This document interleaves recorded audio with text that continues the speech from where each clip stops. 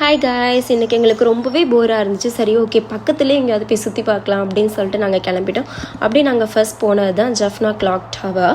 And next நாங்கள் எங்கே போனோம்னா ஜஃப்னா லைப்ரரி. ஆக்சுவலி இந்த லைப்ரரிக்கு வந்து நிறைய ஹிஸ்ட்ரி இருக்குது. எனக்கு தெரிஞ்சது என்னென்னா 1981 வந்து லைப்ரரி வந்து ஃபயர் ஆயிடுச்சு. அந்த டைமில் வந்து நிறைய ஓலைச்சுவடி புக்ஸ் எல்லாமே ஃபயர் ஆகிட்டுன்னு சொல்லி ரிப்போர்ட் பண்ணியிருந்தாங்க. இதை ரினோவேட் பண்ணதுக்கு அப்புறம் என்னோடய ஃபர்ஸ்ட் டைம் நான் வந்துட்டு லைப்ரரியை விசிட் பண்ணுறது ஆக்சுவலி ரொம்பவே நல்லா இருந்துச்சு. அண்ட் நான் மேலே எல்லாமே சுற்றி பார்த்துட்டு வந்தேன். அண்ட் உள்ளே வந்து வீடியோஸ் எடுக்கக்கூடாதுன்றனால நான் வீடியோஸ் எடுக்கலை. அப்படியே நீங்கள் வெளியில் வந்தீங்கன்னா நம்ம திருவள்ளுவர் இருக்கார். ஸோ திருவள்ளுவர் கிட்ட நின்று நாங்கள் 2-3 ஃபோட்டோஸ் எடுத்துகிட்டு நாங்கள் அப்படியே கிளம்பிட்டோம். நெக்ஸ்ட் நாங்கள் எங்கே போனோன்னு பார்த்தீங்கன்னா தந்தை செல்வா நினைவிடம். ஆக்சுவலி தந்தை செல்வா நினைவிடம் எப்போயுமே க்ளோஸில் தான் இருக்கும். ஜஸ்ட் நம்ம வெளியில் நின்று ஃபோட்டோஸ் வீடியோஸ் எடுத்துக்கலாம்.